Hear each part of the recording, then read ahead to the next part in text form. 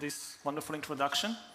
And yes, what I want to talk to you about is AI and the future of humanity. Now, I know that these conferences focus on the ecological crisis facing humanity, but for better or for worse, AI too is part of this crisis.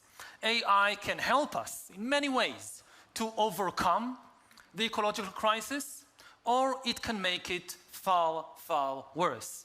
Actually, AI will probably change the very meaning of the ecological system, because for 4 billion years, the ecological system of planet Earth contained only organic life forms. And now, or soon, we might see the emergence of the first inorganic life forms after 4 billion years, or at the very least, the emergence of inorganic agents. Now, people have feared AI since the very beginning of the computer age, in the middle of the 20th century. And this fear has inspired many science fiction classics like The Terminator or The Matrix. Now, while such science fiction scenarios have become cultural landmarks, they haven't usually been taken seriously in academic and scientific and political debates, and perhaps for a good reason. Because science fiction scenarios usually assume that before AI can pose a significant threat to humanity, it will have to reach or to pass two important milestones. First, AI will have to become sentient and develop consciousness, feelings, emotions. Otherwise, why would it even want to take over the world? Secondly, AI will have to become adept at navigating the physical world.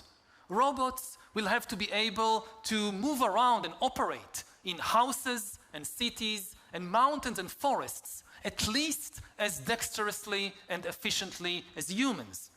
If they cannot move around the physical world, how can they possibly take it over? And as of April 2023, AI still seems far from reaching either of these milestones. Despite all the hype around ChatGPT and the other new AI tools, there is no evidence that these tools have even a shred of consciousness, of feelings, of emotions. As for navigating the physical world, despite the hype around self-driving vehicles, the date at which these vehicles will dominate our roads keeps being postponed. However, the bad news is that to threaten the survival of human civilization, AI doesn't really need consciousness, and it doesn't need the ability to move around the physical world. Over the last few years, new AI tools have been unleashed into the public sphere, which may threaten the survival of human civilization from a very unexpected direction. And it's difficult for us to even grasp the capabilities of these new AI tools and the speed at which they continue to develop. Indeed, because AI is able to learn by itself, to improve itself, even the developers of these tools don't know the full capabilities of what they have created, and they are themselves often surprised by emergent abilities and emergent qualities of these tools. I guess everybody here is already aware of some of the most fundamental abilities of the new AI tools. Abilities like writing text, drawing images, composing music, and writing code. But there are many additional capabilities that are emerging, like deep faking people's voices and images, like drafting bills, finding weaknesses both in computer code and also in legal contracts and in legal agreements, But perhaps most importantly, the new AI tools are gaining the ability to develop deep and intimate relationships with human beings. Each of these abilities deserves an entire discussion, and it is difficult for us to understand their full implications. So let's make it simple. When we take all of these abilities together as a package, they boil down to one very, very big thing: the ability to manipulate and to generate language, whether with words or images or sounds. The most important aspect of the current phase of the ongoing AI revolution is that AI is gaining mastery of language at a level that surpasses the average human ability. And by gaining mastery of language, AI is seizing the master key, unlocking the doors of all our institutions, from banks to temples. Because language is the tool that we use to give instructions to our bank and also to inspire heavenly visions in our minds. Another way to think of it is that AI has just hacked the operating system of human civilization. The operating system of every human culture in history has always been language. In the beginning was the word. We use language to create mythology and laws, to create gods and money, to create art and science, to create friendships and nations. For example, human rights are not a biological reality. They are not inscribed in our DNA. Human rights is something that we created with language by telling stories and writing laws. Gods are also not a biological or physical reality. Gods, too, is something that we humans have created with language by telling legends and writing scriptures. Money is not a biological or physical reality. Banknotes are just worthless pieces of paper, and at present, more than 90% of the money in the world is not even banknotes. It's just electronic information in computers, passing from here to there. What gives money of any kind value is only the stories that people like bankers and finance ministers and cryptocurrency gurus tell us about money. Sam Bankman-Fried, Elizabeth Holmes, and Bernie Madoff didn't create much of real value, but unfortunately, they were all extremely capable storytellers. Now, what would it mean for human beings to live in a world where perhaps most of the stories, melodies, images, laws, policies, and tools are shaped by a non-human, alien intelligence which knows how to exploit with superhuman efficiency the weaknesses, biases, and addictions of the human mind, and also knows how to form deep and even intimate relationships with human beings? That's the big question. Already today, in games like chess, no human can hope to beat a computer. What if the same thing happens in art, in politics, economics, and even in religion? When people think about ChatGPT and the other new AI tools, they are often drawn to examples like kids using ChatGPT to write their school essays. What will happen to the school system when kids write essays with ChatGPT? Horrible. But this kind of question misses the big picture. Forget about the school essays.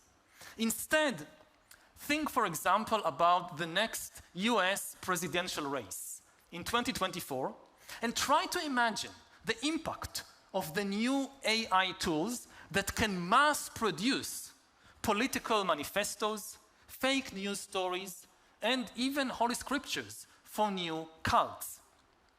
In recent years, the politically influential QAnon cult has formed around anonymous online texts known as Q-drops.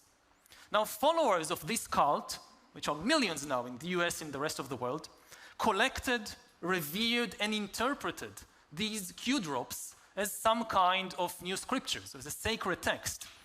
Now, to the best of our knowledge, all previous Q-drops were composed by human beings, and bots only helped to disseminate these texts online. But in future, we might see the first cults and religions in history whose revered texts were written by a non-human intelligence.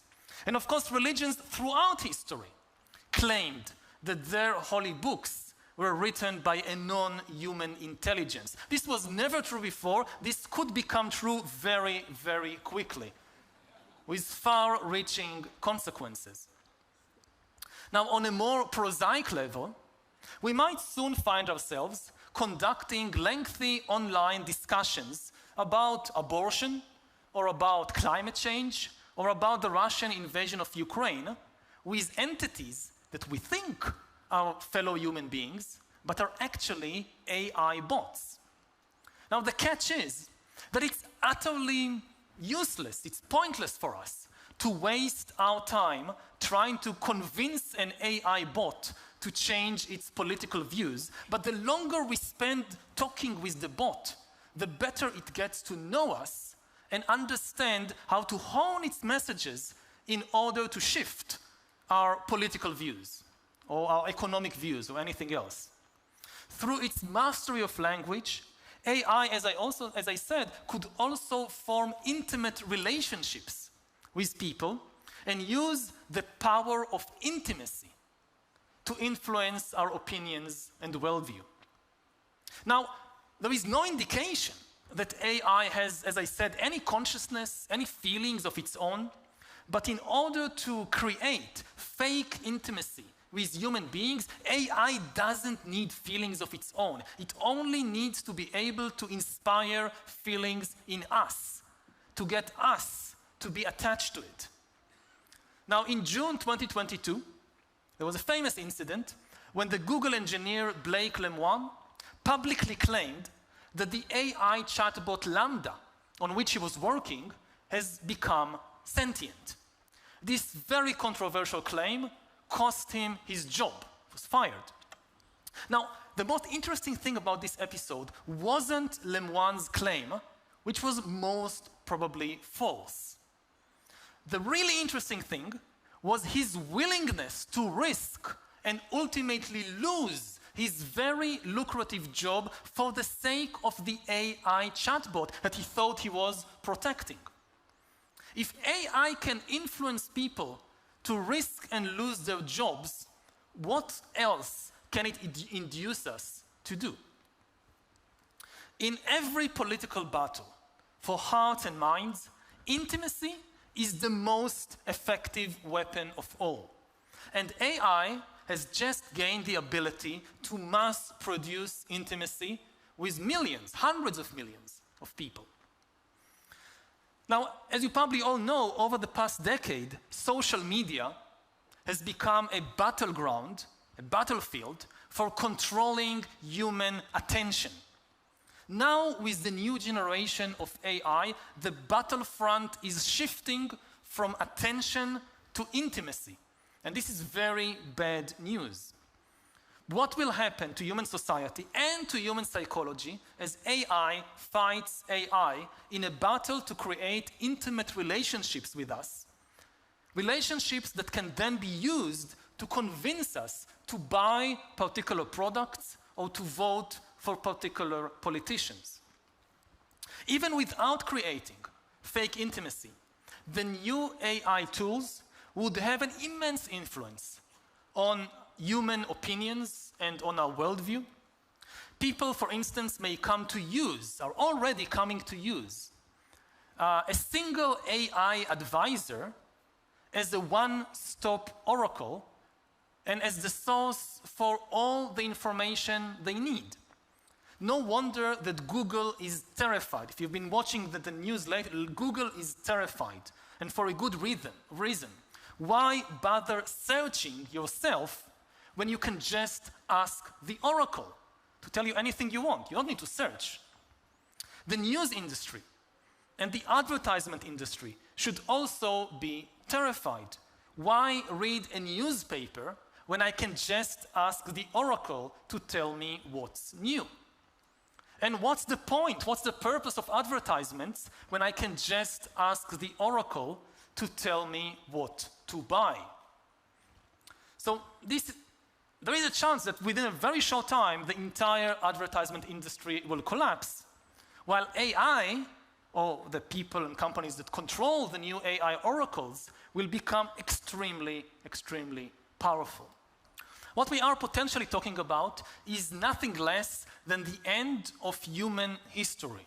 Now, not the end of history, just the end of the human-dominated part of what we call history. History is the interaction between biology and culture. It's the interaction between our biological needs and desires for things like food and sex, and our cultural creations like religions and laws. History is the process through which religions and laws interact with food and sex. Now, what will happen to the course of this interaction of history when AI takes over culture? Within a few years, AI could eat the whole of human culture, everything was produced for thousands and thousands of years, to eat all of it, digest it, and start gushing out a flood of new cultural creations, new cultural artifacts. And remember that we humans, we never really have direct access to reality. We are always cocooned by culture, and we always experience reality through a cultural prism. Our political views are shaped by the stories of journalists and by the anecdotes of friends. Our sexual preferences are tweaked by movies and fairy tales. Even the way that we walk and breathe is subtly nudged by cultural traditions. Now, previously, this cultural cocoon was always woven by other human beings. Previous tools like printing presses, or radios, or televisions, they helped to spread the cultural ideas and creations of humans, but they could never create something new by themselves. A printing press cannot create a new book. It's always done by a human. AI is fundamentally different from printing presses, from radios, from every previous invention in history, because it can create completely new ideas.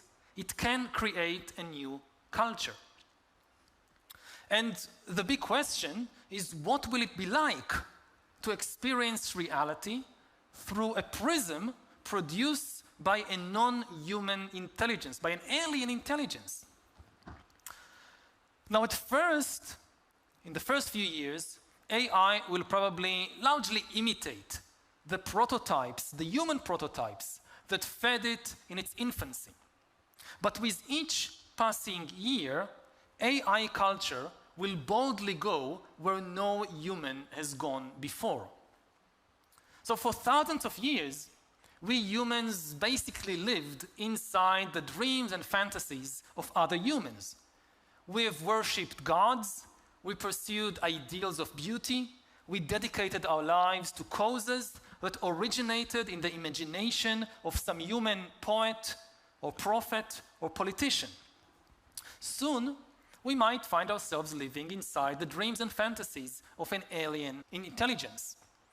And the danger that this poses, or the potential danger, it also has positive potential, but the dangers this poses are fundamental, very, very different from everything or most of the things imagined in science fiction movies and books. Previously, people have mostly feared the physical threat that intelligent machines pose. So the Terminator depicted robots running in the streets and shooting people. The Matrix assumed that to gain total control of human society, AI would first need to get physical control of our brains and directly connect our brains to the computer network. But this is wrong.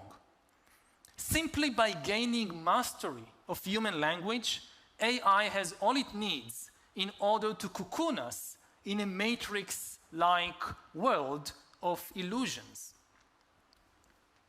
Contrary to what some conspiracy theories assume, you don't really need to implant chips in people's brains in order to control them or to manipulate them. For thousands of years, prophets and poets and politicians have used language and storytelling in order to manipulate and to control people and to reshape society. Now AI is likely to be able to do it.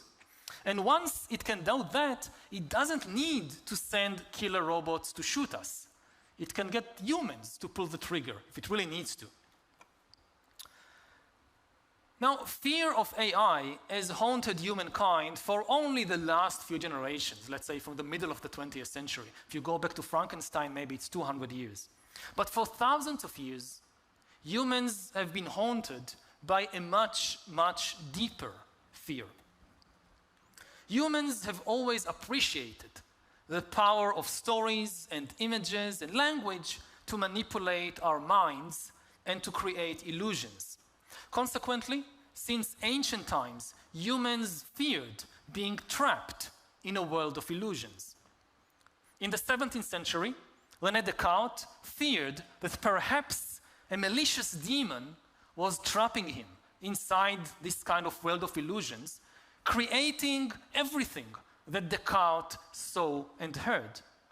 In ancient Greece, Plato told the famous allegory of the cave, in which a group of people is chained inside a cave all their lives, facing a blank wall, a screen.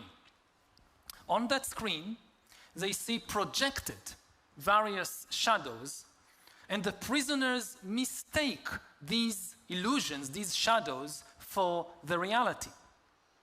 In ancient India, Buddhist and Hindu sages pointed out that all humans lived trapped inside what they called Maya. Maya is the world of illusions. Buddha said that what we normally take to be reality is often just fictions in our own minds. People may wage entire wars, killing others and being willing to be killed themselves because of their belief in these fictions.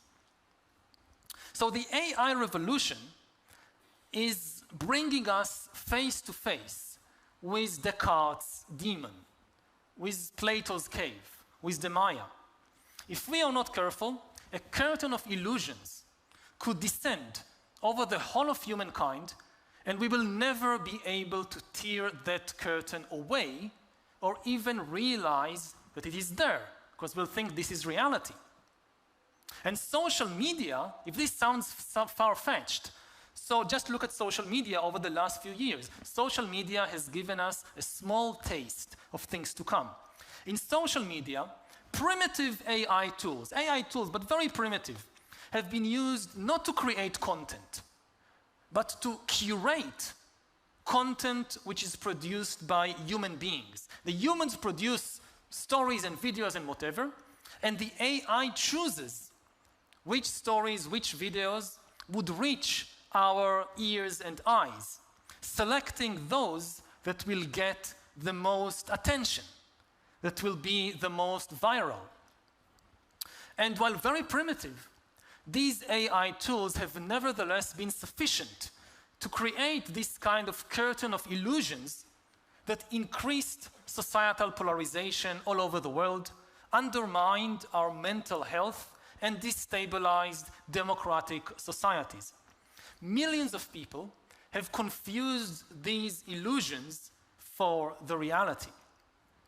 The USA has the most powerful information technology in the whole of history, and yet American citizens can no longer agree who won the last elections, or whether climate change is real, or whether vaccines prevent illnesses or not. The new AI tools are far, far more powerful than these social media algorithms, and they could cause far more damage. Now, of course, AI has enormous positive potential too. I didn't talk about it because the people who develop AI naturally talk about it enough. You don't need me to add up to that chorus. The job of historians and philosophers like myself is often to point out the dangers. But certainly, AI can help us in countless ways, from finding new cures to cancer to discovering solutions to the ecological crisis that we are facing. In order to make sure that the new AI tools are used for good and not for ill, we first need to appreciate their true capabilities, and we need to regulate them very, very carefully. Since 1945, we knew that nuclear technology could destroy, physically destroy, human civilization, as well as benefiting us by producing cheap and plentiful energy. We therefore reshaped the entire international order to protect ourselves and to make sure that nuclear technology is used primarily for good. We now have to grapple with a new weapon of mass destruction that can annihilate our mental and social world. And one big difference between nukes and AI, nukes cannot produce more powerful nukes. AI can produce more powerful AI. So we need to act quickly before AI gets out of our control. Drug companies cannot sell people new medicines without first subjecting these products to rigorous safety checks. Biotech labs cannot just release a new virus into the public sphere in order to impress their shareholders with their technological wizardry. Similarly, governments must immediately ban the release into the public domain of any more revolutionary AI tools before they are made safe. Again, I'm not talking about stopping all research in AI. The first step is to stop the release into the public sphere. The same way you can research viruses without releasing them to the public. You can research AI, but don't release them too quickly into the public domain. If we don't slow down the AI arms race, we will not have time to even understand what is happening, let alone to regulate effectively this incredibly powerful technology. Now, you might be wondering or asking, won't slowing down the public deployment of AI cause democracies to lag behind more ruthless authoritarian regimes? And the answer is absolutely no, exactly the opposite. Unregulated AI deployment is what will cause democracies to lose to dictatorships. Because if we unleash chaos, authoritarian regimes could more easily contain this chaos than could open societies. Democracy, in essence, is a conversation. Democracy is an open conversation. You know, dictatorship is a dictate. There is one person dictating everything, no conversation. Democracy is a conversation between many people about what to do. And conversations rely on language. When AI hacks language, it means it could destroy our ability to conduct meaningful public conversations, thereby destroying democracy. If we wait for the chaos, it will be too late to regulate it in a democratic way. Maybe in an authoritarian or totalitarian way it will still be possible to regulate. But how can you regulate something democratically if you can't hold a conversation about it? And if you didn't regulate AI on time, you will not be able, we will not be able, to have a meaningful public conversation anymore. So to conclude, we've just basically encountered an alien intelligence, not in outer space, but here on Earth. We don't know much about this alien intelligence, except that it could destroy our civilization. So we should put a halt to the irresponsible deployment of this alien intelligence into our societies and regulate AI before it regulates us. And the first regulation, there are many regulations we could suggest, but the first regulation that I would suggest is to make it mandatory for AI to disclose that it is an AI. If I'm having a conversation with someone and I cannot tell whether this is a human being or an AI, that's the end of democracy, because that's the end of meaningful public conversations. Now, what do you think about what you just heard over the last 20 or 25 minutes? Some of you, I guess, might be alarmed. Some of you might be angry at the corporations that develop these technologies or at the governments that fail to regulate them. Some of you may be angry at me, thinking that I'm exaggerating the threat or that I'm misleading the public. But whatever you think, I bet that my words have had some emotional impact on you. Not just intellectual impact, also emotional impact. I've just told you a story, and this story is likely to change your mind about certain things and may even cause you to take certain actions in the world. Now, who created this story that you've just heard and that just changed your mind and your brain? Now, I promised you that I wrote the text of this presentation myself with the help of a few other human beings, even though the images have been created with the help of AI. I promised you that at least the words you heard are the cultural product of a human mind or several human minds. But can you be absolutely sure that this is the case?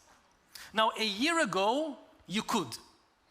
A year ago, there was nothing on Earth, at least not in the public domain, other than a human mind that could produce such a sophisticated and powerful text. But now it's different. In theory, the text you just heard could have been generated by a non-human alien intelligence. So take a moment or more than a moment to think about it. Thank you.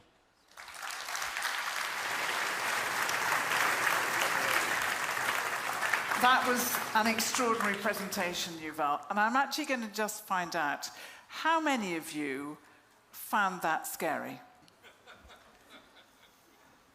That is an awful lot of very clever people in here who found that scary. There are many, many questions to ask, so I'm going to take some from the audience and some from online. So, gentleman here. I'm the field chief editor of Frontiers in Sustainability. It was a wonderful presentation. I loved your book. I follow you dearly in my heart. So one question out of many